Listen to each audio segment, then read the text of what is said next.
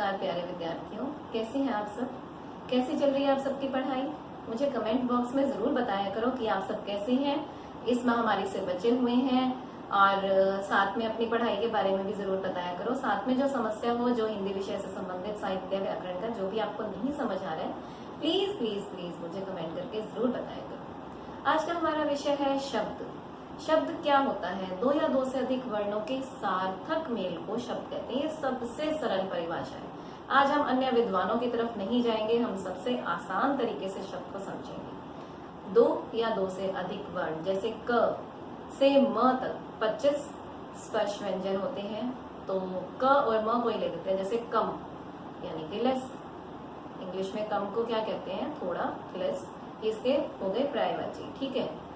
कम कम कम मिलकर एक शब्द बन गया जो कि सार्थक है, इसका कोई ना कोई अर्थ निकलता है, उसे हम सार्थक कहते हैं, ठीक है। ये इसकी हुई परिभाषा। उदाहरण दिया आपको, पंकज, सरोज, कमल, ये सब इसके पर्यायवाची हो गए। पंकज, सरोज, ये सभी शब्द हैं जो आप दीवार, अलमीरा, फोन, वीडियो, ये सब बोलते हैं, सब शब्द हैं। और सभी शब्द जब एक वाक्य में प्रयोग हो जाते हैं उसे हम क्या कहते हैं? पद, ठीक है। अब देखिए सिंपल सी एक आपको क्रम बनाते हैं। क्रम में क्या है? सबसे पहले आता है स्वर, ठीक है। उसके बाद आता है व्यंजन, और स्वर और व्यंजनों के सार्थक मेल से क्या बन जाएगा? शब्द। शब्द बनने के बाद जब हम उसको वाक्य में प्रयोग करते हैं तो वो क्या बन जाएगा? पद।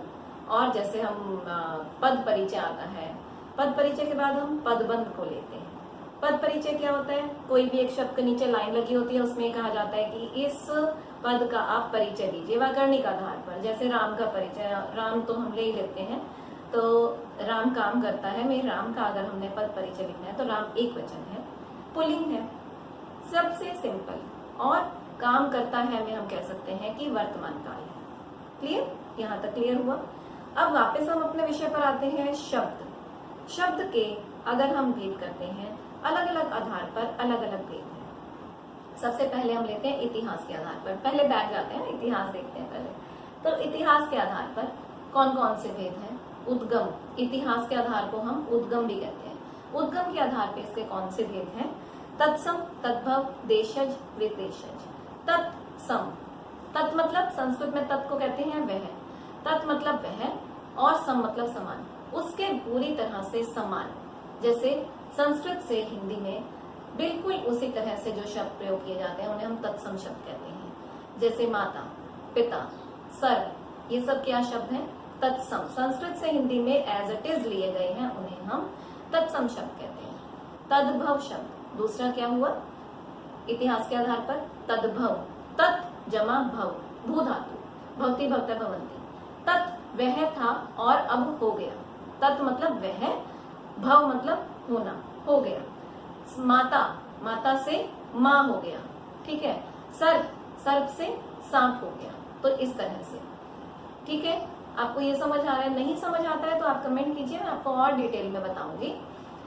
ध्यान देने वाली बात यह है कि तत्सम में संस्कृत के शब्दों को ऐसे का ऐसे ले लिया जाता है, और तद्भव में थोड़ा सा फेर बदल करके आज के जमाने के हिसाब से थोड़ा चेंज करके ले लिया जाता है, ठीक है।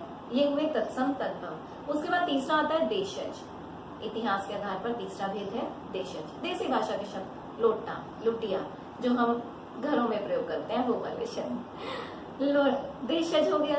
विदेशज, विदेशी शब्द कौन कौन से हैं? इंग्लिश के भी होते हैं, उर्दू के भी होते हैं, उन्हें हम विदेशी शब्द कहते हैं, जिसे हमारी भारतीय भाषा यानी कि हिंदी भाषा ने आत्मसात कर लिया है, अपने अंदर संभाल लिया। जैसे अ लगा होता है, एक चांद बिंदु होता है, लेकिन जब ऊपर बिंदी न लगा हो, लेकिन ऐसे सेमी सर्कल बना हो तो उसे हम अ कहते हैं। तो जैसे कॉलेज, ये हो गया अंग्रेजी शब्द।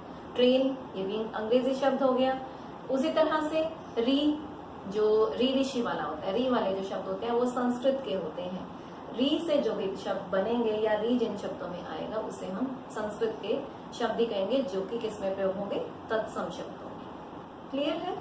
और विदेशी शब्द जो भारतीय भाषा से अलग, हिंदी भाषा से अलग, अन्य भाषा से लिए गए हैं, उन्हें हम विदेशी भाषा के शब्द कहते हैं।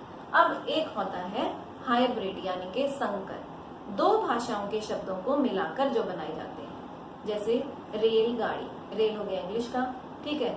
दो भाषाओं के शब्द मिला दिए, उन्हें हम संकर, जैसे हम पौधा लगाते हैं, कई बार हम दो पौधों को एक साथ लगा देते हैं, उनके फूल अलग तरह के आते हैं, उन दोनों से मिलते जुलते उनके गुण होते हैं, उस तरह के शब्द को हम क्या कहेंगे, संकर शब्द। ठीक है, ये हुए किसके आधार पर, इतिहास के आधार पर भेद। इसके अलावा अर्थ के आधार पर, अर्थ के आधार पर कौन कौन से होंगे, एकार्थी, अनेकार्थी, पर्यायवाची, विपरीतार्थक। एकार्थी जिनका एक अर्थ निकले, अनेकार्थी एक शब्द के अनेक अर्थ निकले, एक कोई भी एक ऐसा शब्द हो जिसके अनेक अर्थ निकले। ठीक है, आपको उदाहरण दिख रहे होंगे, आप इनसे उदाहरण देख सकते हैं, आपके बुक में भी होंगे, और अगर आपको फिर भी नहीं समझ आए तो मैं और डिटेल में अपने नोट्स से आपको करवाने की कोशिश करूंगी। ठीक है, फिर आपको शायद पूरी तरह से क्लियर हो जाएगा।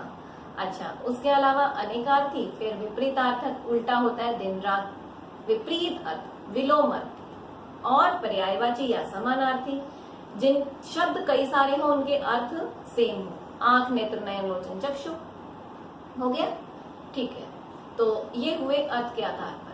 अब रूपांतर के आधार पर भी हम भेद करते हैं। रूपांतर के आधार पर होते हैं विकारी और अविकारी। जिनमें विकार आ जाए यानी कि बदलाव आ जाए, जो चेंज हो जाए, उन्हें हम विकारी कहते हैं, और जिनमें विकार ना आए उन्हें हम अविकारी कहते हैं। आज के लिए शायद इतना ही ठीक रहेगा, इससे ज्यादा करवाऊंगी तो शायद आपको समझ नहीं आए। वैसे मैं 1 से 1.5 घंटा कॉन्टिन्यूस पढ़ाने की हिम्मत रखती हूँ, आप प्लीज कहिए तो सही। आपका एक कमेंट आता है, मुझे बहुत खुशी होती है। अगर आपको समझ आया तो प्लीज कमेंट जरूर करें, नहीं समझ आया तो मुझे बताएं, मैं आपको और डिटेल में करवाऊंगी। Thank you, best of luck. शब्द के बाकी भेद हम अगले वीडियो में करेंगे।